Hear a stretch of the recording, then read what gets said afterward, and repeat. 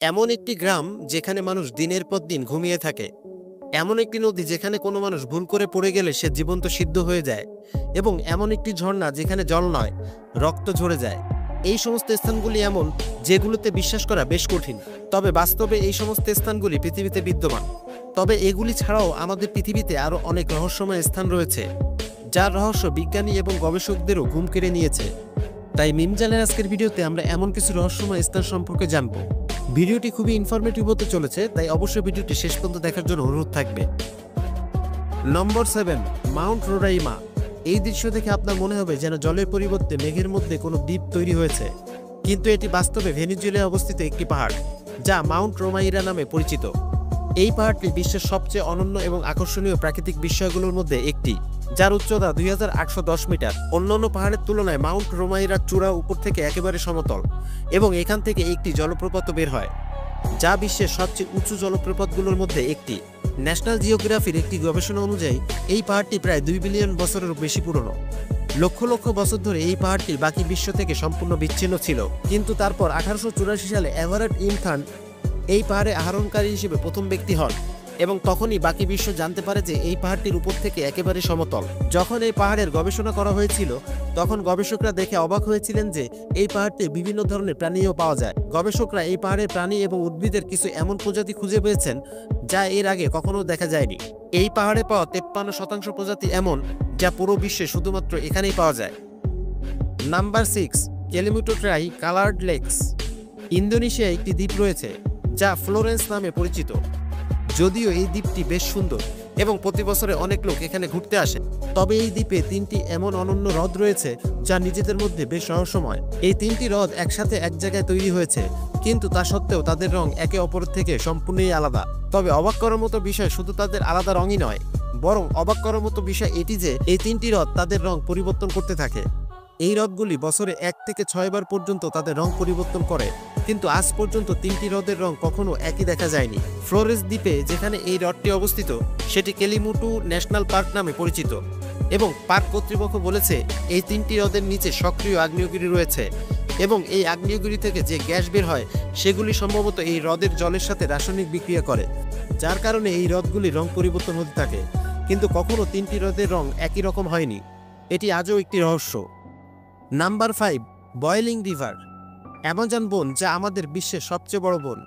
যদিও এই বনটি 8টি দেশে বিভক্ত, তবে এর পেরু অংশে একটি এমন নদী রয়েছে যার জল সবসময় ফুটতে থাকে। এই নদীটি নাইট ইম্পিস্কা নামে পরিচিত, এবং এটি বিশ্বের একমাত্র ফুটন্ত নদী।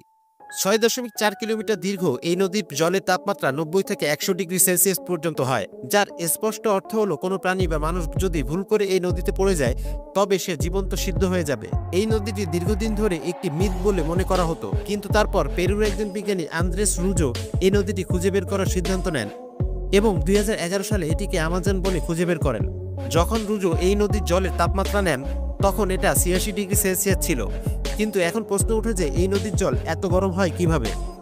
তাহলে একটি কারণ হতে পারে যে এর আশেপাশে কোনো সক্রিয় আগ্নেয়গিরি রয়েছে, যার কারণে এই জল গরম হয়। কিন্তু অবাক করার মতো বিষয় হলো যে এই নদীর প্রায় 400 কিলোমিটার দূরেও কোনো সক্রিয় আগ্নেয়গিরি নেই। যদি স্থানীয়দের কথা মানা হয়, তাহলে ইয়াকু মামা নামে এক বিশাল সাপের আত্মা এই নদীর জলকে গরম করে রাখে। কিন্তু যদি বিজ্ঞানীদের কথা মানা হয়, তাহলে এই নদীর ফল্ট লাইন, অর্থাৎ পৃথিবীর পৃষ্ঠের ফাটলের ভেতরে যায়, গরম হয় এবং তারপর আবার পৃষ্ঠে ফিরে আসে, আর এই কারণেই এই জল এত গরম হয়। Number 4, Phuket forest. যেখানে বিশ্বের সব গাছ মাটি থেকে উপরের দিক সোজা হয়ে ওঠে, সেখানেই পোল্যান্ড দেশে এমন একটি জঙ্গল রয়েছে যেখানে সব গাছ বাঁকা হয়ে ওঠে।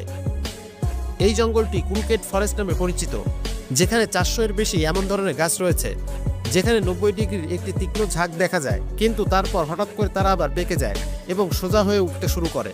তো এই অদ্ভুত এবং অনন্য গাছগুলি নিয়ে অনেক ধরনের তত্ত্ব দেওয়া হয়, যার মধ্যে একটি তত্ত্ব অনুযায়ী এই গাছগুলো যখন ছোট ছিল তখন তারা ভারী বরফের ঝাড়ের নিচে চাপা পড়েছিল, যার কারণে তারা এভাবে উঠতে শুরু করে। অন্যদিকে অন্য একটি তত্ত্ব অনুযায়ী এই এলাকায় একটি মহাকর্ষীয় টান রয়েছে, কিন্তু আরেকটি তত্ত্ব রয়েছে যা বলে এগুলোকে মানুষ এভাবে বানানোর জন্য এই গাছগুলোর সাথে এমনটা করেছে। তারা নৌকা এবং আসবাবপত্র ইত্যাদি তৈরি করার জন্য এমন বাঁকা কাঠ পেতে পারে, এবং এই গাছগুলোকে এমন আকারের জন্য এই তত্ত্বটিকে সবচেয়ে বেশি সঠিক ব্যাখ্যা হিসেবে বিবেচনা করা হয়। Number 3, the sleeping city of Kalachi.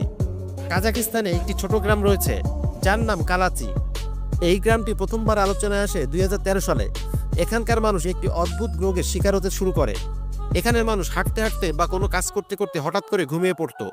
অনেক লোক তো একটানা 6 দিন ধরে ঘুমিয়ে থাকতো এবং যখন তারা ঘুম থেকে উঠতো তখন তাদের কিছুই মনে থাকতো না। এই ঘটনাটি শুধু একজন বা দুজন লোকের সাথে দেখা যায়নি, বরঞ্চ সময়ের সাথে সাথে বিপুল সংখ্যক লোক এই রোগের শিকার হতে থাকে। যখন এই বিষয়ে গবেষণা করা হয় তখন প্রথমে মনে করা হয়েছিল যে এখানকার খাবার বা জলে এমন কিছু আছে যার কারণে মানুষ এই ধরনের রোগের শিকার হচ্ছে, কিন্তু তদন্তে সবকিছু স্বাভাবিক আসে। অবশেষে 2 বছর পর অর্থাৎ 2015 সালে এই রহস্যের সমাধান করা হয়। সামনে আসে এই গ্রামের একটি বন্ধ হয়ে যাওয়া ইউরেনিয়ামের খনি ছিল, যেখানে প্রচুর পরিমাণে রেডন গ্যাসও ছিল, যার কারণে সেখানকার বাতাসে কার্বন মনোঅক্সাইডের পরিমাণ বেড়ে গিয়েছিল এবং অক্সিজেনের স্তর কমে গিয়েছিল। এই কারণেই মানুষ এই রোগের শিকার হচ্ছিল। Number 2, blood waterfalls. ওয়াটারফলস তো আপনারা অনেকেই দেখেছেন, কিন্তু আন্টার্কটিকায় এমন একটি ওয়াটারফল রয়েছে যা দেখে মনে হয় যেন জল নয়, রক্ত বয়ে যাচ্ছে।